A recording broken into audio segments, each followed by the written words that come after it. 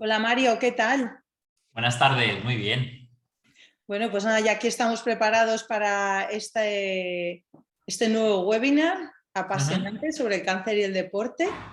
Me gustaría saber, antes de que empecemos, ahora mientras se nos va uniendo la gente, que ya veo que se están apuntando, porque tú has estudiado, tú eres licenciado en Ciencias de la Actividad Ujú. Física y el Deporte, pero ¿cómo te involucraste con el cáncer? Pues esto fue ya en 2014, resulta aproximadamente un poquito antes, quizá 2013. Yo trabajando de fisioterapeuta, que también soy fisioterapeuta, hice las dos carreras, cursé las dos que son bastante complementarias, pues me encontré una paciente, me derivaron y me fui a una casa de una paciente y entré en principio a tratar una cadera. ¿Qué ocurrió? Que el problema no era la cadera, una cadera normal, que hay una prótesis o que han hecho algún tipo de cirugía o algo. Era una cadera que había una lesión de una metástasis de una mujer que tenía cáncer. Y claro, a mí nadie me había comentado el detalle de que tenía cáncer. Entonces, cuando yo me enfrenté a esa situación, no me quedó más remedio que ponerme a documentarme y a leer sobre el tema, porque si no, sinceramente, no tenía ni idea de lo que estaba haciendo, si era positivo o no. Y ahí fue cuando tuve mi primera experiencia con una persona con cáncer. ¿Qué ocurre? Que de eso te lleva a otra y de otra a otra y otra a otra y al final, poco a poco, es una temática y una materia tan compleja que o te formas en ella a profundidad o no puedes dar un buen servicio. Entonces ya decidí especializarme en rehabilitación, en un principio en paciente oncológico y luego me empecé a dar cuenta que la forma de ayudar a estas personas no era tumbarles en una camilla y moverlas y hacer terapia manual o terapia pasiva, sino era entrenarlas. Qué bueno, qué bueno. O sea, que ya llevas, me has dicho, desde el 2014. Sí, más o menos, pues sí, casi 8 años, más o menos, 8 años, 9. Empecé realmente con ella, empecé a finales del 2013, luego tuve un parón en 2014, sí, pero casi 8, en torno a 8 años trabajando con pacientes y sobre todo la gran experiencia viene los últimos 5 o 6 años donde pues por un tema pues de redes y todo esto la gente conoce más el ejercicio, se involucra más y al final hemos cogido bastante experiencia con este perfil de población. Muy bien, pues Mario, yo si quieres, yo creo que más o menos ya se sigue apuntando gente, pero ya Ujú, va un poquito más despacio.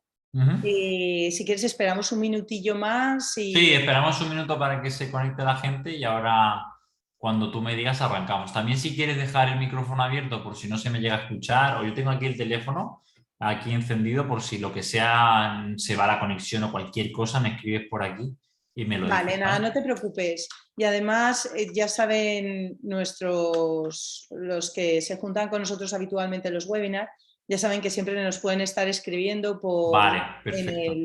en el chat que tiene el webinar, Ujú. con lo cual nosotros siempre estamos atentos a ver qué es lo que dice la gente, o sea, si en algún momento se deja de escuchar algo así. Pero si te soy sincera, hasta ahora nunca hemos tenido ningún problema técnico. Vale, vale, vale, Crucemos los dedos espero, porque espero no ser el primero, yo no sé si voy a efectivamente. tener recursos para solucionarlo, pero Vale. bueno, siempre nos han salido muy bien y la gente ha quedado muy contenta. Así que nada, pues oye, yo Mario, si quieres podemos empezar.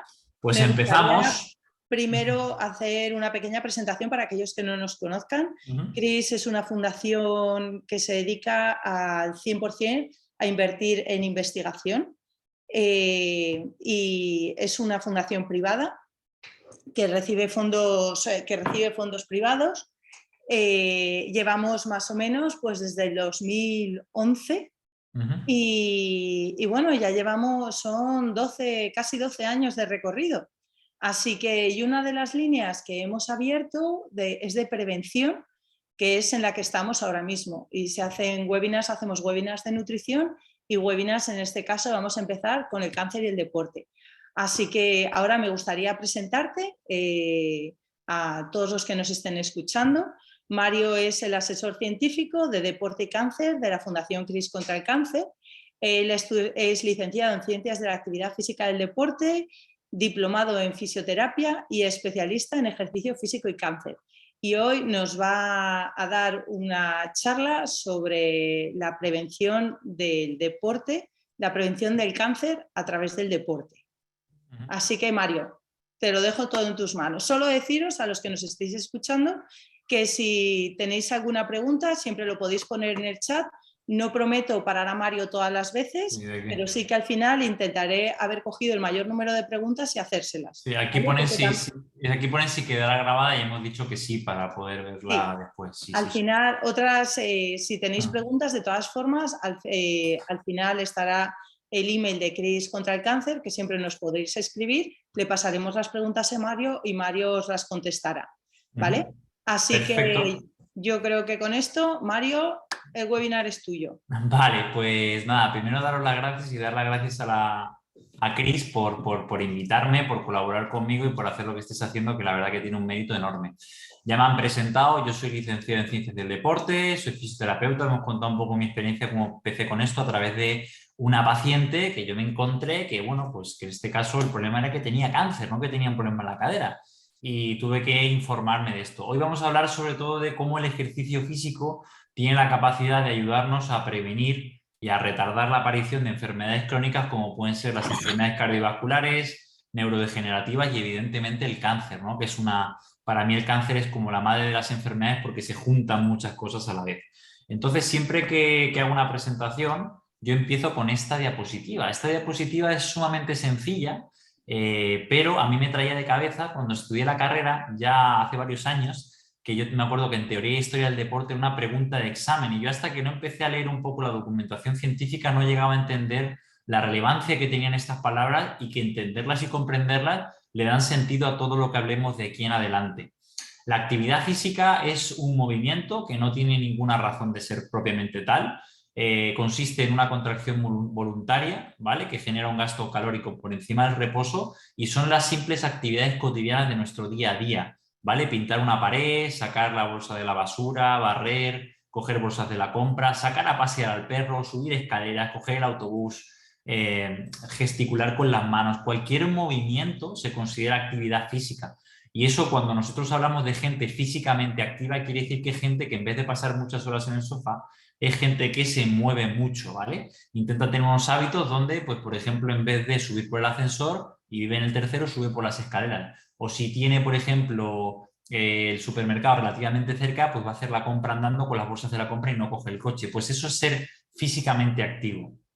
El ejercicio físico, por otra parte, es una actividad física porque incorpora o involucra movimiento, ¿vale? Pero en este caso ese movimiento está estructurado, está pautado, está organizado y tiene un poco una razón de ser.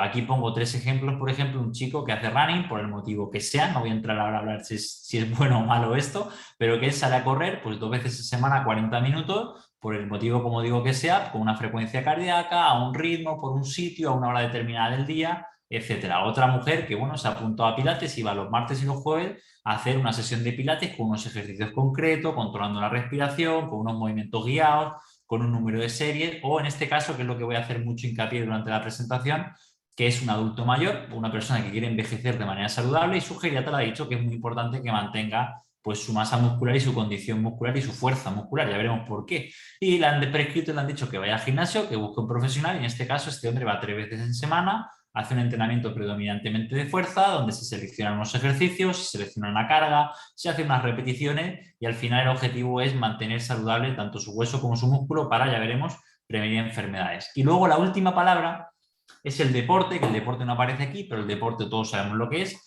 y consiste o es una actividad física, porque todo es actividad física, porque todo implica movimiento, pero que se enmarca en un marco, valga la redundancia, donde los participantes compiten para demostrar habilidades y competencias. Pues, por ejemplo, si yo me junto con mis colegas o amigos a jugar al pádel, sé que somos 2 contra 2 en una pista donde hay unas normas, unas reglas, donde se puntúa de una manera, donde hay una red y donde bueno, hay una dinámica del juego, como digo, generalmente con un fin de ocio o con un fin competitivo.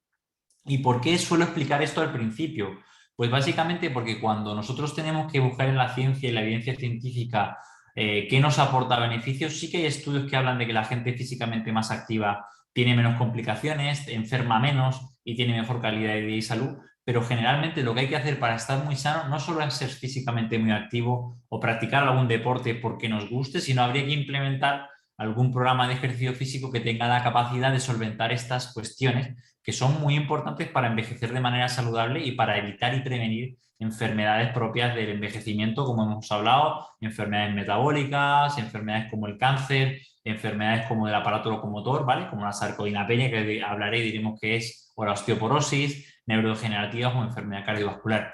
Y como dice aquí este profesor mío, compañero también de profesión de la SEDO, que es la Sociedad Española para el Estudio de la Diabetes y la Obesidad, motivar no es dar ánimos, sino es dar motivos. Y estos son algunos de los motivos por los cuales practicar o realizar ejercicio físico, que como digo, no es actividad física, es sumamente importante. Y a lo largo de la presentación os hablaré de qué ejercicio físico debería predominar para que consigáis estos beneficios que yo pongo un poco en esta diapositiva, que es la rueda del ejercicio. ¿Qué vamos a conseguir entrenando y haciendo ejercicio físico? Pues mejorar la calidad muscular, ¿vale? Mejorar un poco nuestro metabolismo de los azúcares, ¿vale? También el metabolismo de los lípidos, como el colesterol. Vamos a mantener una buena función muscular y composición corporal. Vamos a evitar y prevenir la ganancia de peso graso, sobre todo a nivel visceral, que el tejido, la grasa, dependiendo de dónde se sitúe, es más problemática o es menos problemática para la salud que no para la estética, ¿vale? Va a permitirnos mantener un buen sistema inmune fuerte que pueda afrontar cualquier patógeno y que pueda afrontar cualquier situación compleja y que no nos lleve a un mal mayor. Va también a reducir, como digo, o mejorar la sensibilidad a la insulina que tiene que ver con la glucosa, va a aumentar una serie de aspectos que se llaman mitocondrias, ¿vale? Que son órganos que tiene nuestra célula, que son las fábricas de energía, y estas, que hablaremos de ellas, se correlacionan con un envejecimiento saludable, ¿vale? Y de hecho es un biomarcador de mal envejecimiento, como comenta en un artículo López Otín, que lo vais a ver. ¿Vale? Y todos estos beneficios también a nivel de salud cardiovascular: mantiene un corazón sano, mantiene unas arterias que no son rígidas, sino que son flexibles, y va a permitirnos de alguna manera que nuestro cuerpo esté en una buena situación de salud y, como digo, prevenir en medida de lo posible estas enfermedades crónicas de las cuales lamentablemente a día de hoy morimos todos, que es la enfermedad cardiovascular o el cáncer. Vale, la calidad de vida. La calidad de vida es un aspecto complejo porque muchos estudios valoran la calidad de vida, y ahora no estoy presente con gente, pero si yo os preguntase a más de uno aquí en la presentación qué es para vosotros la calidad de vida, seguramente ninguno de nosotros llegaría a un consenso claro. La definición de salud se ha cambiado más de 36 veces porque ni siquiera nos ponemos de acuerdo de qué es estar sano. Por una razón muy sencilla, porque es un concepto subjetivo.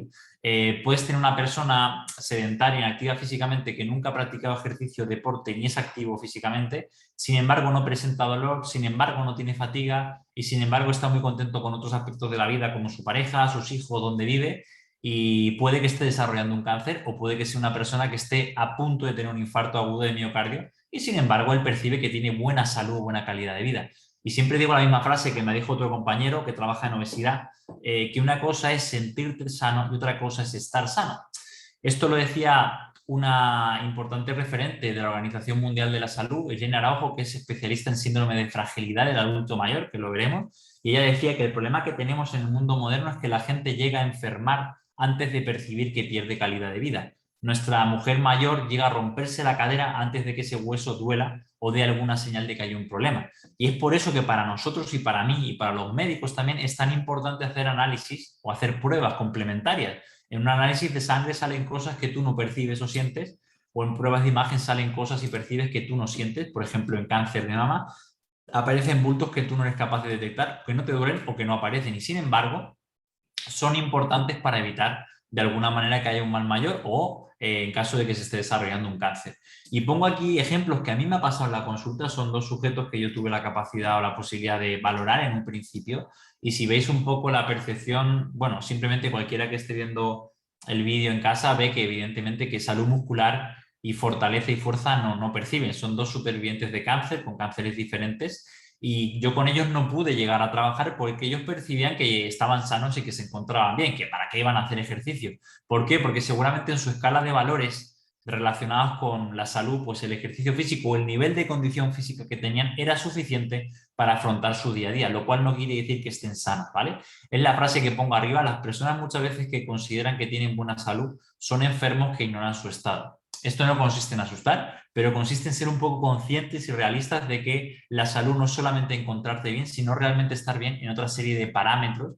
Y lamentablemente yo cada día recibo más gente joven en este caso con cáncer, lo cual llama la atención porque al final son gente que se percibía sana, que no tenía ningún signo, ningún síntoma, no tenía fatiga, no tenía nada, pero de repente se nota un bulto, pero de repente tiene sangre en heces, pero de repente en la analítica del trabajo sale anemia y empiezan a rascar y se estaba gestando un cáncer, ¿vale? Por tanto, es importante que no solamente os sintáis sanos, os sintáis bien, que es muy importante, que no tengáis dolor, que no tengáis fatiga, que estéis contentos, que estéis felices, pero que también reviséis un poco para la prevención la importancia que tienen ciertos biomarcadores para evitar desarrollar en un futuro una enfermedad crónica como un cáncer o como una enfermedad cardiovascular.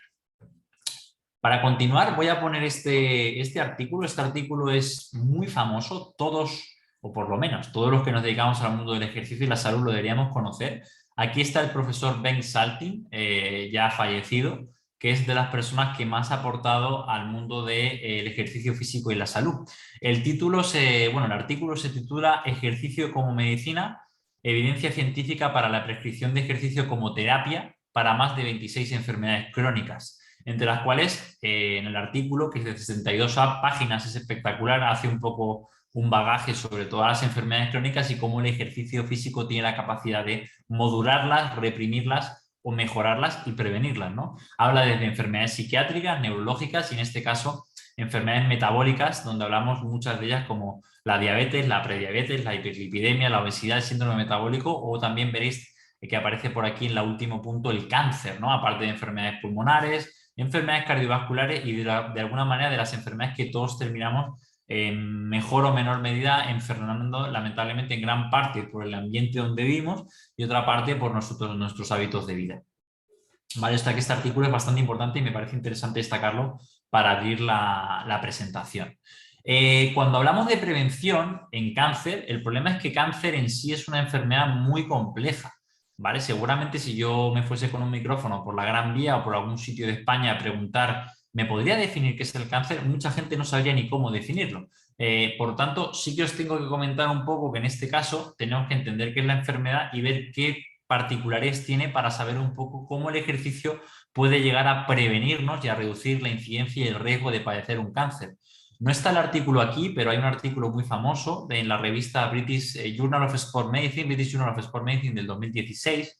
El autor es Lee y colaboradores, y en ellos observan que el ejercicio, bueno, la actividad física en este caso, que es generar o liberar una gran cantidad de energía y gastar, por decirlo, muchas calorías, moverte muchísimo, tiene la capacidad de llegar a prevenirnos de padecer un cáncer en un 35%. Y en caso de que hayamos pasado un cáncer, sobre todo de mama o de colon rectal, que son los que mayor incidencia y prevalencia hay en nuestra sociedad, el rol protector para poder recurrir de la enfermedad o tener otro cáncer es aún mayor. El rol protector es de un 40%. Por tanto, parece ser que ser físicamente activo y hacer ejercicio es importante para prevenir una enfermedad tan importante como el cáncer. En este diapositivo os traigo 4 artículos de revistas de mucho impacto, como por ejemplo Cell Press o Cell Metabolism, donde se nos comentan cuáles son algunos de los mecanismos que tiene el ejercicio para prevenirnos de padecer un cáncer. Hay uno que es muy sencillo que tiene que ver con la obesidad.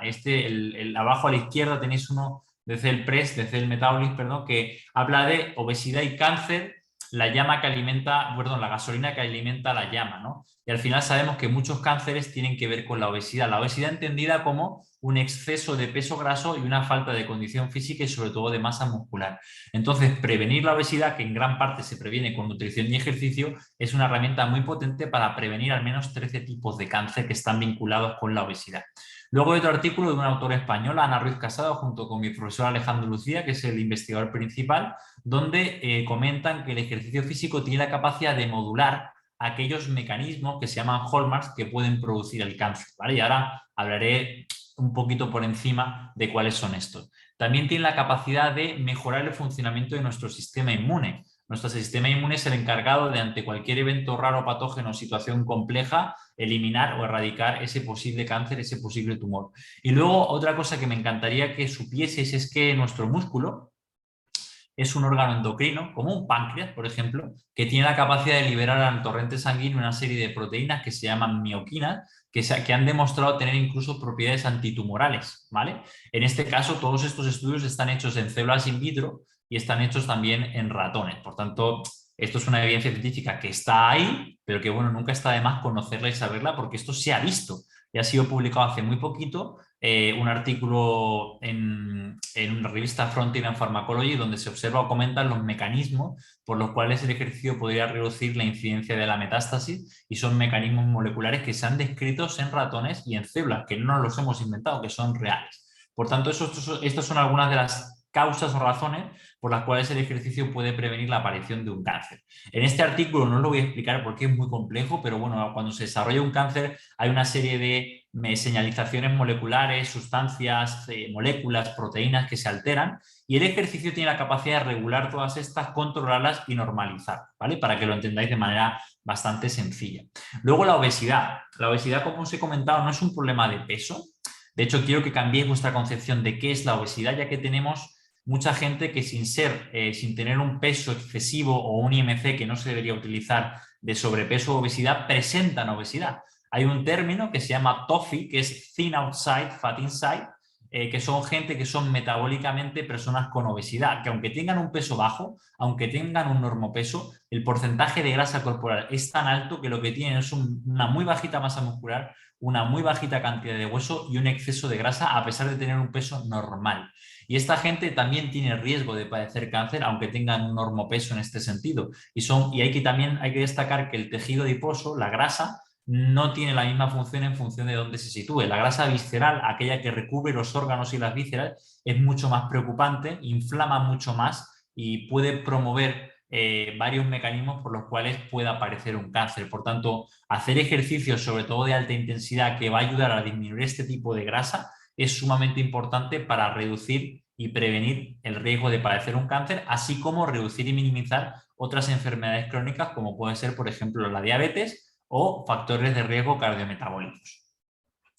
Este artículo también es muy interesante y me parece viene perfectamente a cuento. Habla de cómo un concepto que ahora os explicaré, que es la enfermedad, la inflamación sistémica de bajo grado, la chronic inflammation, es la etiología y la causa de gran parte de las enfermedades crónicas. Y como veis en círculos rojos, enfermedad cardiovascular, cáncer, depresión, enfermedades autoinmunes, neurodegenerativas, del aparato locomotor, como la sarcopenia, que es la falta de fuerza y masa muscular por debajo de los mínimos, o la osteoporosis, que es la falta de densidad mineral ósea o bajita masa ósea, y también la inmunosenescencia, que es un mal envejecimiento del sistema inmune.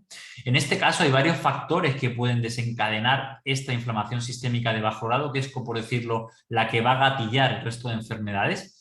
Y dentro de lo que nosotros en mi campo podemos hacer son dos, que es prevenir la obesidad e intentar fomentar la actividad física y también el ejercicio físico.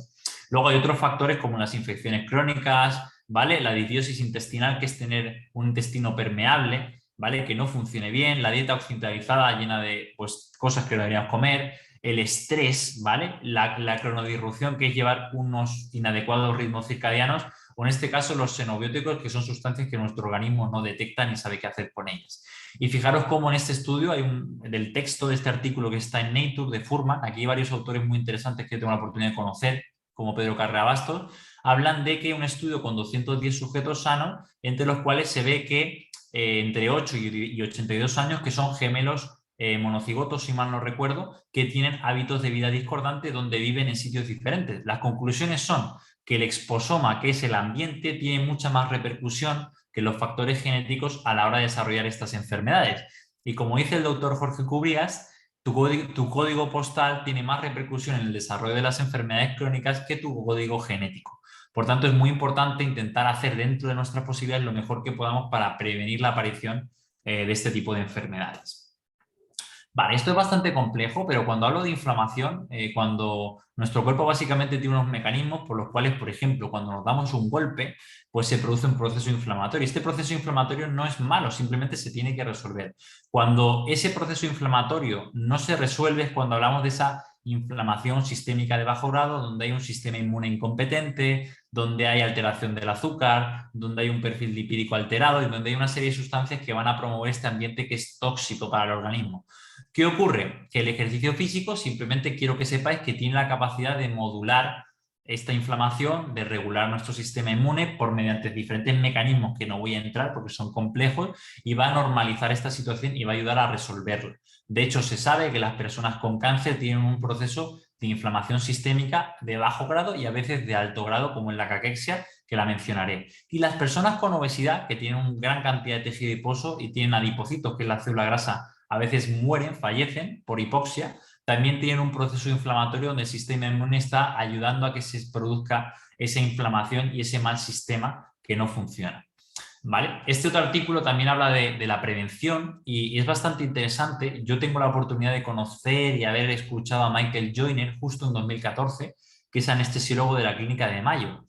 Y en este artículo de JCA, de Journal of Clinical Investigation, nos decían que en el año 2020, que ya ha pasado, habríamos erradicado todas las enfermedades crónicas porque conoceríamos perfectamente el código genético y cómo tratarlas a través de diferentes mecanismos, como por ejemplo mecanismos que tienen que ver con edición genética como el CRISPR, pero parece ser que eso va lento y aún así muchas enfermedades como la obesidad e incluso también el cáncer tienen bastante que ver con nuestros hábitos y es difícil erradicarlas a base de medicina por muy de precisión que sea, ¿no? De hecho, el título es Promesas, promesas y más promesas de la medicina de precisión. Y a su vez pongo este otro artículo que habla de que el cáncer es una enfermedad que se puede prevenir y que requerimos o que requiere cambios importantes en nuestros estilos de vida. Y en este caso se habla como un 90-95% de los cánceres pueden ser promovidos por el ambiente, por eso que os he comentado que es el exposoma, que es donde tú vives, el aire que tú respiras, la comida que tú comes, el agua que tú bebes, el ejercicio que haces o no haces, tus pensamientos, todo eso puede condicionar la aparición al fin y al cabo de un cáncer o enfermedades crónicas. Y fijaos lo interesante, ¿no? Aquí yo pongo otro estudio, lo mismo, de gemelos monocigotos, que se ve que con hábitos de vida discordantes, pues unos desarrollan una enfermedad crónica y otros no. Y en este caso, el hecho de realizarnos que se pueden hacer test genéticos para conocer nuestro riesgo de padecer algún tipo de enfermedad crónica, parece ser, este artículo está en una revista muy importante, en British Medical Journal, que ni siquiera permite que los sujetos pues, empiecen a tomar riendas de su salud y empiecen a tener un mejor estilo de vida. Pero bueno, que lo sepáis, que al final el estilo de vida, el decidir no fumar, el decidir moderar el alcohol o no beber, el decidir llevar una dieta adecuada y saludable con fruta, con verdura, con proteína de calidad, el decidir moverte mucho más, va a condicionar que tú en un futuro, no ahora, pero quizá dentro de 15, 20, 30, 40 años, tengas más papeletas para desarrollar una enfermedad crónica. Y la literatura científica sí lo habla. Luego quería también comentar el entrenamiento de fuerza. Hago mucho hincapié en el músculo y la fuerza y es algo sumamente importante. En este artículo, el profesor Stuart Phillips y de McLeod del 2019 en la revista Frontiers in Physiology hablan de que hemos investigado y estudiado mucho el entrenamiento cardiovascular, que es muy bueno y hay que hacerlo, pero el entrenamiento de fuerza, ¿vale? Entiéndase, contraer la masa muscular con barras, con discos, con pesas, con máquinas, con gomas, con tu peso corporal, parece ser que tiene beneficios superiores y diferentes a los que tiene el entrenamiento cardiovascular. Y fijaros que cojo un párrafo del artículo, la tabla número 1 dice RET, que es Resistance Training, que en inglés Resistance es fuerza, el entrenamiento de fuerza, va a inducir beneficios en las enfermedades crónicas mucho más allá o superiores en magnitud que el entrenamiento cardiovascular. Va a permitirnos en mejor medida aumentar nuestra masa muscular, aumentar nuestra fuerza muscular, aumentar nuestro hueso y mejorar nuestra función física. Por tanto, es importante y a medida que envejecemos, como perdemos masa muscular y perdemos función, es mucho más importante el trabajo de fuerza que el trabajo cardiovascular, que no es que no sea importante, es igual de importante, pero si no tenemos músculo suficiente, vamos a tener muchas más complicaciones y este por tendencia natural se suele perder. ¿Vale? Entonces, en vez de empezar a hacer esta prescripción banal que se hace en medios de comunicación o en eventos muy cortitos, y le doy las gracias a Cris por dejarme una hora aquí a hablar sobre este tema, pues debemos empezar a mirar por encima de la pared con conocimiento, con la literatura científica en mano, que es lo que yo hago, para empezar a dar recomendaciones mucho más precisas de camine usted, saque a pasear al perro, muévase o haga natación. Que al final los pobres médicos o sanitarios, como tienen que lanzar algún mensaje o decir algo, pues lanzan este tipo de mensajes. Yo hubiera preferido que la persona abajo en la pared dijese entrena la fuerza y ya con eso ha mandado un mensaje adecuado, ¿vale? Que es lo que voy a intentar yo hacer durante estos 40-30 minutos que nos quedan. Carlos Saavedra es un fisiólogo del ejercicio que tiene varios documentos, publicaciones donde él explica y enseña y demuestra cómo el entrenamiento de fuerza puede mejorar enfermedades cardiometabólicas y prevenir ciertas patologías como la obesidad o en este caso, ya os estaba diciendo, prediabetes o enfermedades cardiometabólicas a través del entrenamiento de fuerza. Él tiene una frase muy famosa que dice que sacar a pasear al perro ha hecho mucho bien al perro, pero que a la musculatura del ser humano, que a la mitocondria del ser humano y que a otros sistemas realmente no tiene un estímulo suficiente para retarlo y para que el cuerpo tenga la necesidad de crear masa muscular o de mantener una buena salud metabólica. ¿Cuál es el problema? El problema es que a medida que envejecemos, como he dicho, las enfermedades cardiovasculares y el cáncer se llevan en gran parte todos los fallecimientos o muertes. Fijaros, compararos los años 1900 con el 2007, como antes se repartía un poco más la causa de muerte y ahora la enfermedad cardiovascular y el cáncer, pues evidentemente son las mayores causas de muerte que podemos prevenir. Os voy a poner un pequeño vídeo, ¿vale? Lo voy a ir traduciendo porque está en inglés, donde habla de el envejecimiento y lo que ocurre con el envejecimiento y con este concepto que es la sarcopenia, que es la falta de fuerza y masa muscular por debajo de unos mínimos. The world's population will exceed 9 billion people. Vale, por el año 2050 la población va a tener 65 billones de personas. Y vamos a tener una gran población por encima de 65 años. Va a haber mucha gente en esta franja de edad, con mucho riesgo de padecer enfermedades crónicas y va a perder calidad de vida. ¿Cómo podemos envejecer mejor con menores enfermedades crónicas? ¿Vale? Pues ahora viene cómo. Entonces, entrenando, ¿vale? Haciendo ejercicio. No existe ningún fármaco que tenga tantos beneficios para la salud como el hacer ejercicio. Todo lo que empeora con la edad mejora con el ejercicio, que es una frase de Lee de Harvard Medical School. Y luego no dejamos de hacer ejercicio porque envejecemos porque dejamos de hacer ejercicio, que eso es una auténtica realidad. Y Kenneth Cooper, del Instituto Cooper, seguramente de las personas que más sabe de este tema, y os pondré en estudios del Instituto de Cooper donde se observa cómo hay sujetos con 70 o 80 años que tienen mejores niveles de capacidad cardiovascular y mejores niveles de fuerza que sujetos de 30 años que no entrenan. ¿Vale? Por tanto, entrenar y hacer ejercicio es importante. Este es otro artículo de López Otín, que es un investigador español muy relevante, le deberíais conocer, donde habla de los hallmarks o ciertos mecanismos o señales o biomarcadores por los cuales envejecemos y podemos llegar a desarrollar de alguna manera una enfermedad crónica o una enfermedad relacionada al envejecimiento. Entre las que yo quiero destacar voy a hablar de la disfunción mitocondrial, ¿vale? Pero el ejercicio tiene la capacidad de modular muchos de estos aspectos que son muy importantes para un envejecimiento saludable. Pero a día de hoy me quiero centrar, como digo, en la mitocondria. La mitocondria es un órgano que tienen nuestras células, ¿vale? Muchas de nuestras células, sobre todo musculares o cardíacas o de varias otras estructuras, que son las fábricas de energía. Si estas no funcionan bien, estamos predestinados a tener casi una enfermedad crónica, ¿vale? De hecho, en enfermedades como el cáncer, en enfermedades como la diabetes, en enfermedades como la obesidad, se sabe que hay un daño a nivel de la mitocondria y de hecho hay un término que acuña el profesor Carlos Saavedra, que lo habéis visto, que habla de que la gran mayoría de personas que tienen una enfermedad crónica se denominan mitocondriópatas, ¿vale? Que son gente que tiene una alteración, un daño y una disfunción de la mitocondria. ¿Y qué ocurre? ¿Quién es el único agente que tiene la capacidad de regular, modular y mejorar la mitocondria? El ejercicio, ¿vale? Eso es sumamente importante. Aquí tenéis, por ejemplo, lo que os estaba comentando. Antes estábamos hablando también del estudio de Carlos López Otín, de cómo el ejercicio puede ayudar a mejorar ese envejecimiento y a reducir estos hallmarks, ¿vale? O biomarcadores de envejecimiento poco saludable, y tiene la capacidad no solamente de aumentar la esperanza de vida, sino que aumentar la esperanza de vida libre de enfermedad. El ejercicio es una pieza clave. Aquí hay otra serie de aspectos que pone él, como la restricción calórica, ¿vale? O como la metformina, que parece ser que es un fármaco que lo que hace es regular la glucosa en sangre, que ha visto que tiene o ha demostrado tener beneficios en relación a la longevidad. ¿Vale? Esto es lo que ocurre cuando nosotros envejecemos. Cuando nosotros envejecemos, básicamente a lo largo de nuestra vida libre de enfermedad hasta los 30 o 35 años, pues tenemos nuestra plenitud física y a partir de ahí, en función de hábitos, estilos de vida, cuánto nos movamos, cuánto entrenemos, cómo comamos, y también en gran parte la suerte que tengamos, pues vamos a tener un mejor o peor envejecimiento, a lo que ello nos puede llevar.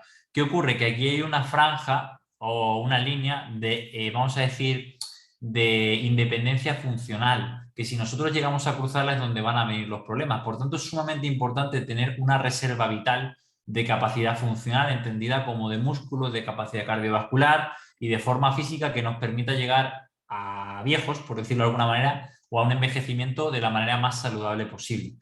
Cuando hay una enfermedad crónica, por ejemplo, yo tengo pacientes y gente lamentablemente que con 30 años enferma, esta línea, de hecho hay mucha gente que pasa con cáncer, que es un envejecimiento acusado, la pendiente de caída y de pérdida es mucho mayor. Por tanto, es sumamente importante prestarle atención y cuidarnos antes de que vengan los problemas. Yo a la gente le digo Yo tengo 33 años y dice, ¿tú que entrenas tanto? ¿Por qué te cuidas? Dice, porque estoy preparándome para cuando tenga 60, 70 y cuando ojalá sea centenario.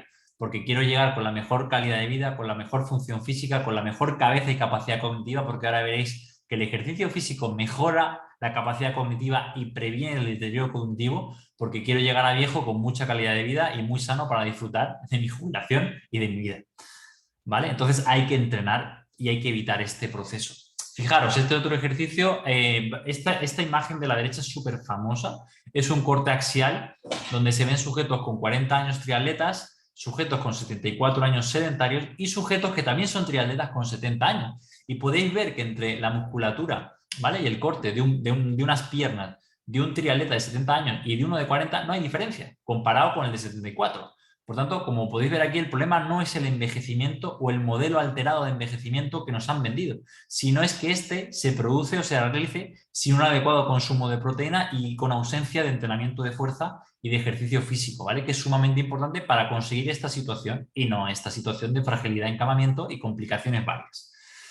Vale, el profesor Steve Blair ha sido director del Colegio Americano de Medicina Deportiva, de la CSM, es epidemiólogo de la Universidad de Arnold y aquí es otro concepto bastante interesante. Fitness versus fatness, ¿vale? Hay un concepto que son, vamos a llamarlo de manera vulgar, que no me gusta, los gorditos físicamente activos que están en buena condición física. Aquí veis un meme un poco de dos personas, una más delgada y otra con sobrepeso u obesidad, que le dice, sí, yo tengo sobrepeso, obesidad, pero estoy mucho más en forma que tú.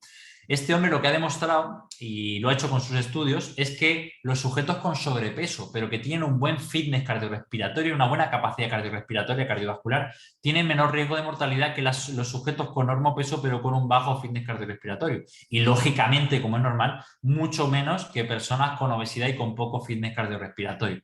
Por tanto, aunque tengas obesidad, aunque tengas sobrepeso y aunque no consigas perder peso, mantener una buena capacidad cardiovascular y un buen fitness cardiorrespiratorio te va a proteger de enfermar. Y esto es sumamente importante porque la capacidad cardiorrespiratoria no se mejora si no se entrena. No hay tutía, ¿vale? Que es lo importante, que entendáis este concepto de fitness versus fatness. Aquí tenéis los estudios y aquí se observa, ¿vale? Tanto el estudio de Barry como el estudio también de Gasser, donde fitness versus fatness cómo influencia en la mortalidad el hecho de estar físicamente activo y tener una buena capacidad cardiovascular. Aquí veis una gráfica donde se ve sujetos de normopeso, sujetos con sobrepeso y sujetos con obesidad, y podéis ver cómo los sujetos con obesidad, ¿vale? Que no son fit o que no son físicamente activos, tienen un mayor riesgo de morir comparado con los sujetos que, aunque tengan obesidad, son mucho más activos y son físicamente con una mayor capacidad cardiovascular. Por tanto, aunque tengamos sobrepeso o obesidad, es muy importante mantener una buena condición física porque nos va a proteger, ¿vale? De estas enfermedades crónicas y de riesgo de muerte por cualquier causa. Este es el término que os he comentado, que es el término de TOFI, que es Thin Outside, Fat Inside, y hace referencia a sujetos que tienen un IMC normal, de normopeso, pero que tienen una gran cantidad de tejido adiposo visceral o tejido adiposo. Fijaros, todos estos sujetos que podéis ver en la imagen es un corte axial, ¿vale? A nivel de la vértebra lumbar L3, y lo que se observa es que todos estos sujetos tienen la misma circunferencia de perímetro de cintura, ¿vale? Sin embargo, cada uno de ellos tiene una cantidad de grasa diferente. Fijaros cómo el sujeto de abajo a la derecha tiene 4,3 litros de grasa teniendo el mismo diámetro de cintura y de perímetro de cintura, perdón, y el sujeto de arriba a la izquierda, el primero, tiene solamente 500 mililitros o 0,5 litros de grasa. Por tanto, aunque tengan el mismo peso y aunque tengan el mismo perímetro de cintura, este sujeto de aquí abajo tiene mucha más grasa visceral y tiene mucho más riesgo de enfermar que el sujeto de aquí arriba. Por tanto, los perímetros de cintura, y el peso y el IMC, sin medir la composición corporal y la condición física, no es un dato tan fiable para demostrarnos que estamos saludables, ¿vale? Os voy a enseñar este vídeo también, voy a bajar un poco el volumen que me parece interesante, os lo voy traduciendo aunque tiene subtítulos, que básicamente tiene que ver con cómo queremos envejecer. ¿Cómo serán tus últimos años de vida? ¿Serás suficientemente ágil para jugar al pilla-pilla? ¿Lo suficientemente fuerte para disfrutar cada momento?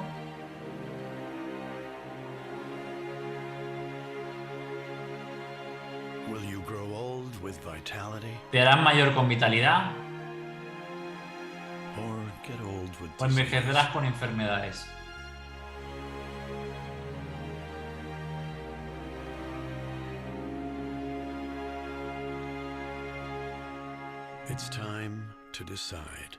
Bueno, es momento de decidir. El canadiense promedio pasará sus últimos 10 años enfermo.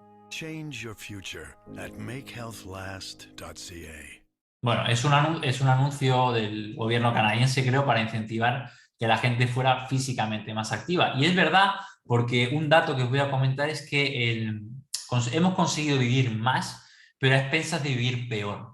A día de hoy la gente muere más tarde, pero tiene un tiempo de vida libre de enfermedades, de complicaciones y de calidad de vida muy bajo. Se ha aumentado la esperanza de vida, pero no se ha aumentado la esperanza de vida libre de enfermedad o saludable, que es el lifespan, ¿vale? El healthspan, perdón. Fijaros, os enseño otro artículo, en este caso también mi profesor Alejandro Lucía y Carmen Fizaluces, donde hablan de que el ejercicio es la auténtica polipíldora. Y esto simplemente es lo que os comentaba antes y quiero que lo sepáis, que el ejercicio, la musculatura, un simple cuádriceps, un bíceps, un pectoral, tiene la capacidad de contraerse y liberar al sistema y al sistema sanguíneo un montón de moléculas que se llaman mioquinas que tienen diferentes acciones muy beneficiosas para la salud. Por eso moverse, por eso entrenar la fuerza, por eso correr es tan saludable, porque al final estas mioquinas que funcionan muchas como hormonas tienen diferentes beneficios. Por ejemplo, Spark se ha demostrado que tiene la propiedad de reducir tumores de colon en caso en ratones. O la irisina tiene la capacidad de regular el azúcar en sangre y disminuir el tejido adiposo visceral. Por tanto, son tantos los beneficios incluso a nivel de la neurogénesis y la capacidad cognitiva. El BDNF, perdón, se llama el factor neurotrófico del cerebro. Alimenta el cerebro para permitir tener un mejor envejecimiento saludable y disminuir nuestros problemas cognitivos, ¿vale? Por tanto, es muy importante realizar ejercicio físico. ¿Y por qué es tan importante mantener un tejido muscular sano? Porque se sabe que el 80% de la grasa y el azúcar se almacena ahí. Por tanto, si no tenemos un buen almacenaje de glucosa y en este caso también de grasa, pues ¿qué ocurre? Que va a estar en otros sitios de nuestro organismo que no queremos que estén, como puede ser el corazón, como puede ser el hígado o como puede ser las arterias. Por eso es tan importante tener un buen sistema musculoesquelético y una buena cantidad y calidad de masa muscular. ¿Vale? Por otra parte, fijaros, os enseño otro artículo de la Clínica de Mayo, que es bastante interesante, donde nos comenta, pongo otra vez el tema del IMC, estos dos sujetos tienen el mismo peso, tienen composición corporal diferente y seguramente función muscular y capacidad funcional diferente y por tanto, aunque tengan el mismo IMC, tienen riesgos diferentes de enfermar, ¿vale? Fijaros que la pérdida de tejido adiposo visceral en ausencia de restricción calórica, así como sin cambios en el IMC, fue más relevante para la salud cardiometabólica que la propia pérdida de peso. No se trata de perder peso, sino se trata de perder peso donde tengamos que perder peso. Y es más importante perder peso a nivel visceral que perder peso a nivel general, ¿vale? La distribución, como os he dicho, donde se sitúe esa grasa, va a inducir mayor riesgo cardiovascular o menor riesgo cardiovascular. ¿Vale? Y aquí tenéis un ejemplo, ¿vale? En este estudio donde se observa que hay diferentes intervenciones y que la intervención que solo hace ejercicio físico es la que menor cantidad de grasa corporal reduce, pero es la que mayor cantidad de grasa visceral reduce en comparación con otras estrategias como restricción calórica de ejercicio o restricción calórica por sí misma. Por tanto, aunque no sea la herramienta ideal para la pérdida de peso, sí que es la herramienta ideal para una pérdida de peso saludable y una pérdida de peso de tejido adiposo visceral. Por tanto, tenéis que entrenar sí o sí, es que no queda otra.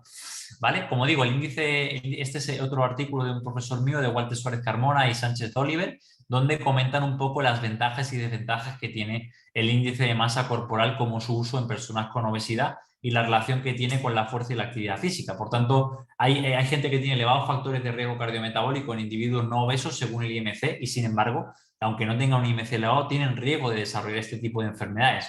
Y una gran cantidad de grasa visceral, como os he comentado, se va a correlacionar con una gran cantidad de grasa ectópica, que la grasa ectópica no es nada más que la grasa que se almacena en sitios que no tienen que estar, como el músculo, como el hígado, como el páncreas, como el corazón, y que entorpece su funcionamiento, ¿vale? Por tanto, el IMC, bueno, con pinzas. ¿Y por qué con pinzas? Fijaros, este es bastante interesante. Hablo de la fisiopatología, también la patofisiología de la obesidad, y fijaros este sujeto que es un jugador de balonmano brasileño. Fijaros que independientemente que tenga muchísima grasa visceral, fijaros cómo se mueve, ¿no? O sea, es espectacular que un sujeto con ese peso tenga la capacidad de sprintar, de correr, de moverse a esa velocidad y con esa agilidad y con ese movimiento. Y de hecho esto lo comentábamos, que lo he puesto ahí del estudio japonés, creo que está por aquí, aquí está, estudio japonés, ¿vale? Donde se observa que los sujetos que son luchadores de sumo, que se mantienen físicamente activos y que están en periodo competitivo, aunque tengan un gran peso corporal y aunque tengan una gran cantidad de grasa, son sujetos que a nivel de analítica tienen sus parámetros completamente saludables.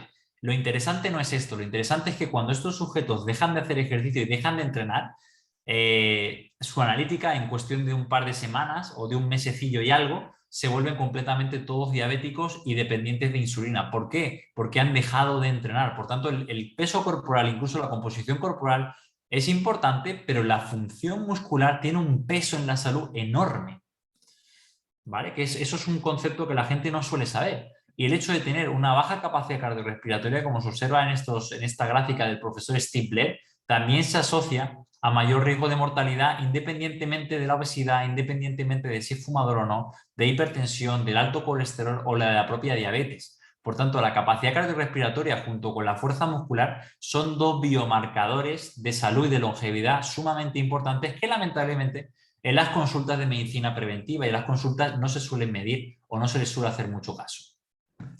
Aquí voy un poco hilando con lo mismo. La masa muscular posee un factor y un rol protector frente a enfermedad cardiovascular y cáncer. Y si veis un poco la gráfica, hago ahí un poquito de zoom, tenemos 4 tipos de sujetos. Sujetos que tienen una gran cantidad de músculo y una gran cantidad de grasa. Sujetos que tienen mucho músculo y poca grasa, que es lo ideal. Sujetos que tienen poco músculo y mucha grasa, que esto es muy complejo, o es lo que se llama obesidad sarcopénica. Y sujetos que tienen poquita masa muscular y poca grasa. Pues cuando vamos a las curvas de Kaplan-Meier de supervivencia, que son estas curvas, observamos que los sujetos que tienen mayor riesgo de mortalidad por cualquier causa y mayor riesgo de mortalidad por enfermedad cardiovascular no son los sujetos que tienen menos grasa, son los sujetos que tienen más músculo. Independientemente de la cantidad de grasa que tengas, si tienes poco músculo vas a tener complicaciones. El grupo, como veis, de la línea roja y la línea azul se caracterizan por tener low muscle, bajo músculo, no por la grasa. Por tanto, este sujeto, si va a una consulta de nutrición al endocrino, le dirán, intente perder peso y seguramente esté más protegido que la chica joven que tenemos modelando o que tenemos en la revista de Woman's Hair o de alguna carátula de alguna revista que no entrena y que tiene un peso corporal bajo, pero que tiene poca masa muscular y tiene poca función muscular. Por tanto, es importante revisar este tipo de artículos para entender por qué es tan importante mantener no solo una buena masa muscular, sino una buena fuerza muscular. ¿Vale? A la hora de entrenar y hacer ejercicio os voy a dar una serie de recomendaciones y luego las preguntas sé que habrá muchas. Tenemos que intentar preservar como sea nuestras piernas, ¿vale? Hay una frase del profesor Fernando Martín que dice, ¿sabéis cuándo nos hacemos mayores o viejos? Cuando perdemos el culo, ¿vale? Culo carpeta. Entonces, y las piernas, es muy importante, fijaros el deterioro muscular que ocurre en las piernas a lo largo del envejecimiento. Cuando tenemos 20 años, cuando tenemos 40, cuando tenemos 60, cuando tenemos 70, cuando tenemos 80. Esto no pasa, por ejemplo, con la musculatura del cuello, esto no pasa, por ejemplo, con la musculatura de los brazos o con la musculatura de la espalda. Sin embargo, con las piernas, con el lower body, que es el tren inferior, se observa como la pérdida y la caída es mucho más pronunciada que con el tren superior. Por tanto, sí o sí, por favor, tenéis que entrenar las piernas. Y además, el entrenamiento de alguna manera de mantener una buena cantidad de masa y fuerza muscular en las piernas se asocia con menor incidencia y riesgo de padecer resistencia a la insulina y diabetes. ¿Vale? Luego hay otro concepto sumamente importante, no es mantener la masa muscular, lo estoy recalcando, sino es prevenir y evitar las pérdidas de fuerza muscular. A medida que envejecemos perdemos de 2 a 5 veces más fuerza muscular que masa muscular, como veis en la gráfica. Y podemos tener pérdidas de masa muscular muy pequeñas, como 1, 2, 3 kilos, pero que van a implicar grandes pérdidas de fuerza muscular que van a hacer que nos cueste levantarnos de la silla, que nos cueste caminar y que nos cueste realizar nuestra actividad normal del día a día. ¿Vale? Aquí no se ve la gráfica, pero como os decía, no se trata de la cantidad de masa muscular, sino de la calidad. La calidad hace referencia a la fuerza y en este caso se puede ver cómo hay múltiples factores que pueden influir en la fuerza muscular que aún desconocemos, pero que a mayor nivel de fuerza muscular se correlaciona con mayor salud en general. ¿Vale? Este es el proceso clásico, como digo, de envejecimiento que está alterado por unos malos hábitos y no es el proceso normal y veis un poco la diferencia, ¿no?, que se puede ver. ¿Qué ocurre? Es un fenómeno que se les llama adipaging, en el cual la gente mayor, inactiva físicamente, que no sale de casa, que no socializa y que de alguna manera pues no tiene buenos hábitos por el motivo que sea, empieza a tener lo que se llama la triada de la salud, donde la persona empieza a tener mayor riesgo de resistencia a la insulina, diabetes, pierde músculo, gana gran cantidad de grasa, sobre todo a nivel visceral y a nivel de tejidos o sitios donde no debería estar, que va a hacer que se dificulte la función de los órganos, como por ejemplo el hígado, que produce un hígado graso, y también se va a perder hueso, que esto es preocupante porque implica mayor riesgo de fracturas. ¿Vale? Y esto es, en el artículo comentan un poco la diferencia que hay entre un envejecimiento poco saludable y un envejecimiento saludable, donde siempre se hace hincapié en una buena nutrición y unos buenos hábitos de vida o estilo de vida. Por tanto, esto es importante, ¿vale? ¿Qué ocurre? Que cuando yo le digo a la gente, hay que entrenar la fuerza, pues, ¿qué se nos viene a la cabeza? Esto. Y esto, pues sí, esto será entrenar fuerza para este hombre que compite en una disciplina que es powerlifting, pero esto no tiene por qué ser entrenar fuerza, esto es entrenar fuerza. Y estos son clientes míos, pacientes, que están entrenando la fuerza. Gente que ya tiene un cáncer metastásico, que ha tenido un linfoma, un cáncer de mama, que ha superado otro cáncer de mama, ¿vale? Gente con diabetes y que están haciendo su entrenamiento de fuerza y que estoy también haciendo mi entrenamiento de fuerza. Perdón, el entrenamiento de fuerza no es nada más que vencer una resistencia del tipo que sea, barras, discos, tu peso corporal, una máquina, y adaptar la resistencia a la capacidad del sujeto. Yo podré mover 120 kilos en una sentadilla y mi clienta diabética podrá mover 40 y mi paciente con cáncer de ovario metastásico pues con su peso corporal, ¿vale? Pero todos estos sujetos entrenan fuerza. El mejor ejercicio es el que se hace. Entonces, tanto el entrenamiento de fuerza como el aeróbico de moderada o alta intensidad, juntos, a ser posible, ¿vale? O separados en una misma semana, son la mejor herramienta para la prevención y el tratamiento de alteraciones y enfermedades metabólicas, como estáis viendo, ¿vale? Esto es un tema que, ¿cuál es el problema? Que muchas veces se nos dice que tenemos que acumular todos los días 10.000 pasos y demás. ¿Qué ocurre? La gente no tiene tiempo. Entonces yo voy a proponer otras ideas. Se ha visto, por ejemplo, en mujeres con factores de riesgo para padecer síndrome metabólico y alteraciones metabólicas que realizar 3.000 pasos en un lapsus de media hora es mucho más beneficioso para acumular actividad física de alta intensidad y para reducir riesgo de problemas metabólicos que hacer 10.000 pasos al ritmo que nos dé la gana en la cantidad que nos dé la gana. Por tanto, no todo el mundo puede hacer 10.000 pasos al día por su trabajo sedentario, por la oficina, pero sí que mucha gente puede acumular 3.000 pasos en menos de media hora, que es una caminata rápida en cualquier momento del día, ¿vale? Por otra parte, el hecho de hacer actividad física, ¿vale? De caminar mucho, de ser físicamente activo, como pone en la diapositiva que me ha prestado Walter, no nos asegura de obtener una buena condición física requerida para estar libre de factores de riesgo cardiovasculares o enfermedades metabólicas. Y la obesidad, como sale aquí, es una enfermedad relacionada con el entorno y con el ambiente. De hecho, nosotros muchas veces hablamos de el entorno obesogénico. Es más, en el mundo animal no había animales con obesidad hasta que se introdujo la mano del ser humano. Y en el zoológico podéis ver un poco cómo hay tigres con obesidad, leones con obesidad, cuando en entornos naturales esto no existe porque hay un equilibrio. La obesidad como patología no existe en el reino animal, salvo cuando el hombre interacciona con el medio salvaje. Lo mismo pasa con nosotros. Tú vas a sitios como África o sitios pobres donde no hay un ambiente obesogénico, no hay obesidad, y sin embargo coges a estas mismas personas y las trasladas a un sitio como puede ser Estados Unidos con un ambiente obesogénico y suelen terminar desarrollando un sobrepeso o obesidad. Por tanto, el entorno es muy importante. ¿Qué ocurre cuando perdemos peso o hacemos dietas restrictivas? Que yo no lo recomendaría. Esto es un estudio, ¿vale? Estudio de Minnesota, que lo que ocurre básicamente es cuando una persona hace una dieta exenta de ejercicio físico y sobre todo de entrenamiento de fuerza, perdemos grasa corporal, pero también perdemos masa muscular. ¿Qué ocurre? Que luego cuando terminamos la dieta e intentamos volver a nuestro peso saludable y a volver a comer no tan poco, sino con regularidad, se produce una reganancia de peso, como es normal. ¿Cuál es el problema? Que reganamos mucho más peso graso que peso muscular si no entrenamos la fuerza. ¿Y esto qué va a condicionar? Que la persona se planta con la misma cantidad de masa muscular, pero con 3 o 4 kilos más de grasa corporal y se produce un engorde colateral. Si nosotros hubiéramos conseguido durante este periodo de pérdida de peso con restricción calórica mantener nuestra masa muscular entrenando la fuerza, no se hubiera producido un reengorde colateral. Por eso es tan importante a través del ejercicio físico mantener la masa muscular para prevenir de alguna manera el hecho de tener un reengorde colateral o un problema. ¿Vale? Que sepáis que la obesidad, si viene acompañada de pérdida de masa y fuerza muscular, es preocupante. Si no, no es que sea preocupante, pero por lo menos es algo más saludable. y que también el ejercicio tiene la capacidad de modular muchas cosas, como por ejemplo la microbiota intestinal, que eso es algo bastante curioso que se habla últimamente. ¿Vale? La grasa visceral, ya lo he comentado, se correlaciona con la grasa ectópica, que es la que está en otros órganos. Por tanto, una persona que tenga hígado graso, casi seguro que tiene grasa en el páncreas, en el corazón, en los músculos y tiene grasas a nivel arterial y en muchos otros tejidos y órganos que va a hacer que tenga peor salud. ¿Vale? Esto no lo voy a enseñar, pero es un concepto que es la flexibilidad metabólica, que es que nuestro cuerpo sea eficiente utilizando todos los sustratos energéticos para que no ocurra que la grasa se deposite en otros órganos y tejidos. ¿Vale? ¿Cuál es el problema que tenemos o que tengo yo con mis pacientes a la hora de fomentar e implementar el ejercicio físico? Pues tengo dos problemas. Primero, los relacionados con los tratamientos de la enfermedad. En este caso yo trabajo con personas que ya han enfermado. Tengo poquita gente que haga prevención. Y luego porque el ser humano, pues bueno, al final por educación tenemos otros compromisos, otras prioridades. Y yo voy a enseñar la realidad, ¿no?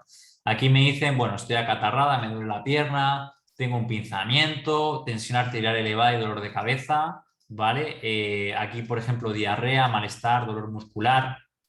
Aquí podéis ver también jaqueca, aquí podéis ver pues, una pierna inmovilizada por un envenenamiento articular, gente que tiene problemas por la medicación con el sueño, gente que tiene fatiga por la medicación en cáncer, gente que ha perdido peso y que tiene mucha astenia, cansancio, fatiga y también se ve mal. Y luego está la realidad del día a día de mucha gente de la que estáis aquí, que me encantaría saber cuántos de los que estáis aquí hacéis ejercicio de manera regular, que son gente que al final, pues yo creo que por A, por B o por C, pues no tienen un compromiso con su salud, porque quizá nadie se los ha explicado o quizá tienen otras particularidades en su día a día. ¿Cómo vas con los ejercicios y todo? Pues mal, ¿no? No sé cómo me voy a organizar diciembre. Debo dejar de forma indefinida el ejercicio porque estoy ocupada en otras cosas. En verano no he hecho poquito, evidentemente yo sé que esta persona no ha hecho nada. El lunes no puedo ir porque me ha surgido un imprevisto. Mario, tengo una reunión, me he tropezado en la alcantarilla, la semana la tengo complicada por reuniones, la semana la tengo imposible, estoy muy ocupada o no sabes la pereza que me da porque acabo agotada. El problema del ejercicio, y no hablaré de adherencia, un poco sí, es que es un estresor fisiológico y el ejercicio en sí mismo, en su más pura esencia, no hay absolutamente casi ningún ser humano que le guste. Y menos cuando alguien se encuentra cansado, desmotivado, o tiene una enfermedad o tiene dolor. Lo que pasa es que, como comento aquí en la gráfica, aquellos que piensan que no tienen tiempo para hacer ejercicio, tarde o temprano tendrán que encontrar tiempo para la enfermedad. Y es bastante más sencillo hacerlo cuando no tenemos dolor, cuando no tenemos fatiga, cuando no tenemos problemas reales de salud, que cuando empieza a haber problemas reales. ¿Vale? Entonces, ¿cuáles son los factores que van a predecir que adherencia o que una persona vaya a hacer ejercicio después de enfermar? Que bueno, el centro donde lo haga le pille cerca, que previamente es si una persona que haga ejercicio porque se lo han inculcado sus padres, el colegio, porque lo tiene propiamente intrínseco a él, alta motivación hacia el ejercicio o en el caso de enfermedades tener pocos efectos secundarios. Y fijaros, las barreras que ponen, en este caso personas que han superado un cáncer para no hacer ejercicio, no son barreras diferentes a las que pone gente que no ha tenido ninguna enfermedad todavía. Estar muy ocupado, no tengo fuerza de voluntad, no me desagrada cuando hace mal tiempo, no lo disfruto o tengo otras responsabilidades que hacer en casa. Esto es una realidad, ¿vale? Que sepáis que el ejercicio físico no hace falta que te veas súper bien para estar sano, no hace falta hacer miles de horas o tener un rendimiento altísimo estar sano y a veces tenemos que encontrar nuestra escala adecuada para saber dónde situarnos, ya que estar muy bien estéticamente no implica que estés sano, tener mucho rendimiento. Rafael Nadal seguro que el pobrecillo muy sano no está a nivel articular y podemos encontrar una salud óptima sin tener una estética y un rendimiento altísimo, ¿vale? Por último, quería enseñaros esto que tiene que ver con los valores de referencia. ¿Qué es ser normal? Pues es muy relativo, porque si nosotros nos vamos al americano promedio, resulta que el americano promedio, ¿vale? Joven de 35 años, tiene un consumo de oxígeno mucho más bajo que una población de los lufas o los Masai Mara con 70 años, ¿vale? Entonces, esto es un problema. O, por ejemplo, podéis ver un poco la tensión arterial sistólica y diastólica del pueblo, el nombre siempre me lío, que ese es Yanomami, ¿vale? Los Yanomami tienen una tensión arterial sistólica y diastólica que a medida que envejecen va bajando y aquí en Occidente el problema es que esta va aumentando, ¿vale? Lo mismo un poco con las partículas del colesterol o, por ejemplo, en este caso, con la microbiota, que cuando no tenemos un entorno idóneo o cuando no hacemos ejercicio, todos estos valores supuestamente normales realmente no son normales, son normales en nuestra sociedad enferma. De hecho, estar adaptado a una sociedad enferma no es una buena señal, ¿vale? Y aquí tenéis otro ejemplo que lo voy a poner aquí de cómo hay sujetos de 80 años que entrenan fuerza y que tienen una capacidad de aplicar fuerza, y tienen una condición física y una fuerza relativa mucho más alta que sujetos de 55 años que nunca han hecho ejercicio. Por tanto, y aquí lo podéis ver con capacidad cardiovascular o en este caso con la densidad mitocondrial, como hay sujetos que han practicado, por ejemplo, ciclismo durante toda su vida y con 70 años tienen mucha mejor condición física y mejores mitocondrias que sujetos de 30 años que han estado en un sofá o que no han hecho nada de ejercicio. Por tanto, conclusiones para acabar la presentación. El ejercicio físico tiene la capacidad de mejorar nuestra salud, reducir la inflamación y mejorar factores de riesgo cardiometabólico y puede no solamente prevenir, sino revertir muchas patologías como incluso la diabetes tipo 2. El entrenamiento de fuerza y mantener una masa muscular parece ser superior al entrenamiento cardiovascular para el tratamiento de ciertas patologías como la diabetes tipo 2, el cáncer, por ejemplo, es otra, o las patologías del aparato locomotor como la sarcopenia. ¿Vale? Aún así, la mejor opción siempre será la concurrencia del entrenamiento cardiovascular y el entrenamiento de fuerza, que es la mezcla de estos dos. El músculo es un potente órgano endocrino, ya lo habéis visto, que brinda un montón de beneficios y de estabilidad del sistema. Por tanto, no entrenar la fuerza y no contraer tu musculatura con cierta intensidad es perderte una estrategia terapéutica gratuita. La variable intensidad, que es entrenar de manera intensa, es fundamental para producir ciertos beneficios en ciertas patologías como la diabetes, el hígado graso no alcohólica, y existe evidencia de que el entrenamiento de fuerza puede permitir incluso mejorar estas mitocondrias, que son estas fábricas de energía, sobre todo en sujetos sedentarios. El ejercicio es capaz de reducir la grasa visceral, de manera que ningún fármaco a día de hoy ha podido reducir de manera efectiva la grasa visceral y va a llevar consigo otra serie de beneficios como la liberación de estas mioquinas que tienen un sinfín de propiedades. Y luego, por último, recordar que el mejor ejercicio es el que se hace y lo óptimo es enemigo de lo bueno, pero el problema es que no llamemos bueno a aquello que no llegan a ser ni mediocre, ¿vale? Que esto es un problema que mucha gente en consulta me dice, yo hago mucho ejercicio, pero luego cuando valoramos físicamente a esa persona, realmente tiene un nivel de estado físico que no lo parece o no lo aparenta. Por tanto, es importante que no solamente os mováis, seáis físicamente activos, caminéis mucho, sino que realmente entrenéis y que podéis valorar si vuestro rendimiento al menos se mantiene o mejora a lo largo de los años y ojalá de que de las décadas para envejecer de manera saludable. El ejercicio tiene un impacto específico a veces sobre un biomarcador concreto, pero lo que quiero que os quedéis es que mejora la calidad de vida, mejora la funcionalidad y permite revertir y prevenir enfermedades crónicas. Es una especie de llave maestra. Por tanto, aquí pongo una frase de un geriatra, Nicolás Martínez Velilla, del Complejo Universitario Hospital de Navarra, en Pamplona, que pone: tomé ibuprofeno para el dolor de cabeza que me causó el ramipril, que tomé para la hipertensión que me causó el Ritalin, que tomé para el déficit de atención que me causó el Stugeron, que tomé para el mareo que tuve por el Imodium, por la diarrea que me causó el Orlistat, que tomé para el aumento de peso no controlado, que fue debido a la paroxetina, que tomé por la ansiedad que me causó la simvastatina, que tomé por alto colesterol, debido a que realizar ejercicio y una dieta correcta eran demasiado trabajo.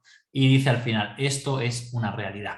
Por tanto, os recomiendo que entrenéis la fuerza, que os asesoréis. Y en este caso yo no estoy solo, yo trabajo con otros compañeros, médicos, fisioterapeutas, yo también soy fisioterapeuta, nutricionistas, médicos rehabilitadores, enfermeros, psicólogos, psicooncólogos, terapeutas ocupacionales, y quería también dar las gracias a vosotros por haber estado aquí durante esta hora.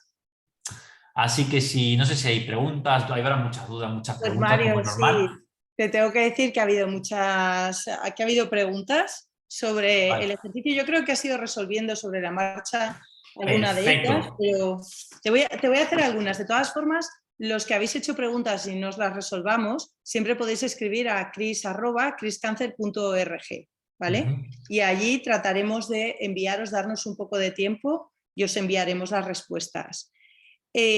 Una persona, Alicia, nos pregunta que qué ejercicios son los más adecuados de haber sufrido un cáncer de mama.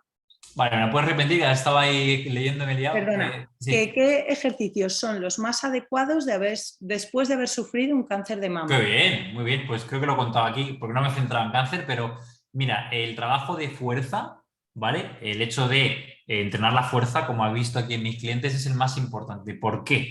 Porque la pérdida de masa muscular se asocia con mayor mortalidad en mujeres supervivientes de cáncer de mama, con mayores secuelas como dolor y fatiga, y a su vez también, en caso de cursar cáncer de mama, se presenta mayor toxicidad. Entonces, si tú vas a tener 1 hora para entrenar en semana o 2, dedica más tiempo a entrenar la fuerza y a mantener una buena masa muscular y una calidad de la masa muscular, que el hecho de dedicarlo a caminar, a correr o a otras actividades que no te van a aportar tanto beneficio. Vale, me preguntan también, que esta es una pregunta, es bastante común, es después de una doble mastectomía y todavía en tratamiento, ¿qué opinas de levantar los brazos, si es bueno o no es bueno, o hacer ejercicio? Buena pregunta. Es buenísimo y quien te lo haya contraindicado, el problema es que demuestra un desconocimiento enorme. Hay un consenso ya hace mucho tiempo, más de 10 años, donde se sabe que el coger y cargar peso por encima de la cabeza incluso no aumenta el riesgo del linfedema, el riesgo de disfunción, ni aumenta el riesgo de nada. Por tanto, ser frágil es el problema. Evidentemente, no vas a coger y vas a levantar 30 kilos por encima de la cabeza el primer día, pero puedes y debes coger peso que no aumenta el riesgo del linfedema y en caso de haberlo no lo exacerba. ¿Vale? No hay ningún problema. Tienes revisiones sistemáticas, estudios randomizados, tienes un consenso publicado por un compañero mío mexicano, la persona que más sabe de linfedema, del Infologist, que trabaja en México, donde han publicado un artículo donde hay un consenso de que más del 88% de los profesionales sabe ya o recomienda que debéis y podéis cargar peso después de una mastectomía, tumorectomía, linfadenectomía, lo que se han hecho. Muy bien. Y luego yo creo que es importante recalcar, que lo has dicho ya bastante, una de las cosas es cómo saber si estoy haciendo ejercicios de intensidad. Claro, esa es muy buena pregunta. Vale, aquí no he entrado en detalles de lo que es las variables del ejercicio. La intensidad generalmente a nivel cardiovascular se suele medir con la frecuencia cardíaca, aunque yo discrepo y te os tendría que explicar en otra ponencia otro día el por qué, porque es complejo, pero a nivel de fuerza la intensidad se suele medir con la porcentaje de tu carga máxima. Voy a poner un ejemplo muy sencillo. Imaginemos que yo hago una sentadilla con 100 kilos y solo puedo hacer una porque es mi máxima capacidad. Pues el 80% de mi capacidad serán 80 kilos, el 70% 70 kilos, el 90% 90 kilos, etc. Pues para considerar que estamos entrenando con una intensidad alta, se considera que son intensidades por encima del 85%. ¿Vale? Por tanto, para mí, si yo, por ejemplo, solo puedo hacer una repetición con 100 kilos, serán de 85 kilos para adelante. ¿Qué ocurre? Que se sabe que por encima del 85% de la capacidad de todos, no podemos hacer mucho más de 5, 6, 7 repeticiones máximas. Por tanto, cuando tú vas a una clase de body pump o una clase de supuesta fuerza y estás cogiendo una pesa que estás levantando 25, 30, 40 veces durante un minuto, eso no lo podemos considerar entrenamiento de fuerza porque no entra en la categoría ni clasificación de entrenamiento de fuerza. Son cargas que tú no puedas movilizar mucho más allá de 6, 7 veces. Es tan sencillo como eso. Si no es así, no es intenso. ¿Vale? Hay gente que coge una pesa y dice, uff, qué intenso. No, no. El carácter del esfuerzo es alto. Tú estás percibiendo que te está costando mucho, pero el concepto de intensidad, que es un concepto objetivo, no es intenso. ¿Vale? No sé si se entiende, pero tiene que ver más con el peso y la cantidad de repeticiones que puedas hacer tú que con la percepción de esfuerzo que tengas tú. Y preguntan por aquí, ¿hay que hacerlo hasta llegar a un fallo muscular? Depende cuál sea tu objetivo. Realmente no, ¿vale? Realmente no hace falta. O sea, hay que coger una carga que tú puedas mover, vamos a decir, 8 veces, pero vas a mover 6. No hace falta que te mueras. ¿Por qué? Porque el objetivo en salud realmente no es ganar masa muscular. La ganancia de masa muscular es un efecto colateral que puede o no ocurrir en función de tu genética, en función de tu dieta, en función de la cantidad de tiempo que le dediques al entrenamiento y otra serie de cosas. El objetivo es que tú mejores tu fuerza. Es más fuerza muscular, lo que se asocia con mayor calidad de vida y con menores enfermedades crónicas. No es tanto la masa muscular. ¿Qué ocurre? Que hay muchos estudios que no valoran la fuerza muscular porque son estudios que lo único que hacen es observar a los sujetos y lo que hacen es recopilar la data o la información que tienen de los hospitales. Y a veces lo que ven es más masa muscular asociado a, más masa muscular sí asociado a mayor longevidad o a mayor calidad de vida, pero realmente no es la masa muscular, sino es la fuerza muscular. De hecho, un ciclista de élite es una persona súper finita, pero que tiene una fuerza en las piernas de locos porque es capaz de estar 4 horas en una bicicleta a 400 vatios y eso la gran mayoría de la gente no lo hace. Por tanto, quedaros con la idea de que no es tanto la masa muscular como la fuerza muscular lo importante. Vale, y ya, Mario, ya con esto es la última. Sí. Cuando alguien tiene cáncer, ¿en algún caso está no recomendado hacer ejercicio? ¿Es negativo hacer ejercicios de fuerza? Sí, hay un par de situaciones donde no está, no es que no esté recomendado, pero hay que tener precaución, ¿vale? Y hay signos o alarmas importantes donde hay que detener completamente la práctica de ejercicio, pero que son situaciones que da igual que tengas cáncer o no tengas cáncer, se debe detener.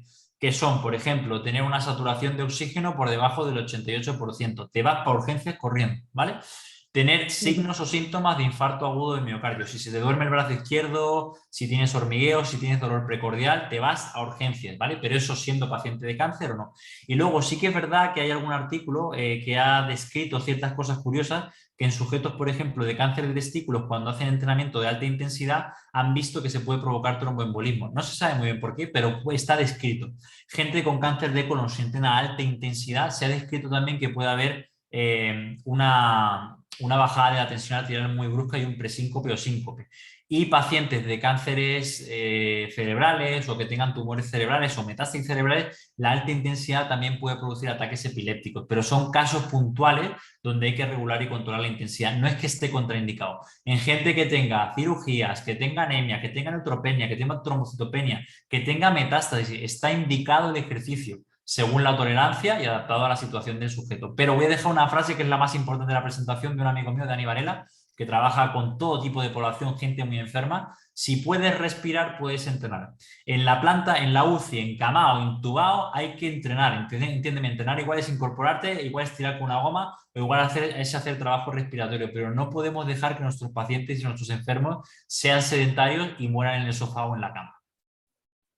Pues Mario, te están dando las gracias y la enhorabuena por el webinar aquí en el chat. Muchísimas gracias. Simplemente deciros a todos los que todavía nos estáis escuchando que enviaremos, si lo queréis volver a ver, enviaremos en el email donde damos las gracias por participar, que recibiréis mañana, estará un link para que podáis ver el vídeo de nuevo si estáis interesados. Y nada más, Mario, darte las gracias y esperamos verte de nuevo para que nos cuentes más cosas. Claro que sí. Pues nada, espero que os haya gustado y de todas maneras cualquier duda, es difícil a veces contestar, pero os intentaré contestar por el correo. Así que nada, dar las gracias a la Fundación CRIS y espero veros en otra. Un saludo. Pues muchísimas gracias, adiós. Adiós a todos.